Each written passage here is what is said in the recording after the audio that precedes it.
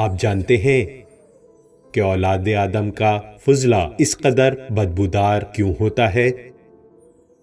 کہ اولاد آدم کا فضلہ اس قدر بدبودار کیوں ہوتا ہے، جبکہ جو کھانا انسان کھاتے ہیں اگر حیوانات کو کھلایا جائے تو ان کا فضلہ اس قدر بدبودار نہیں ہوتا۔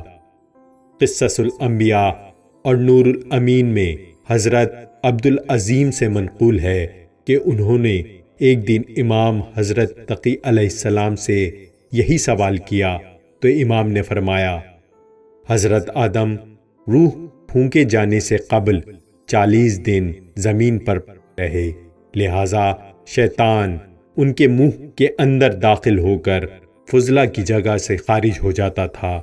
اسی بنا پر اولاد آدم کے پیٹ میں ایسا بدبودار تعفن وجود میں آیا۔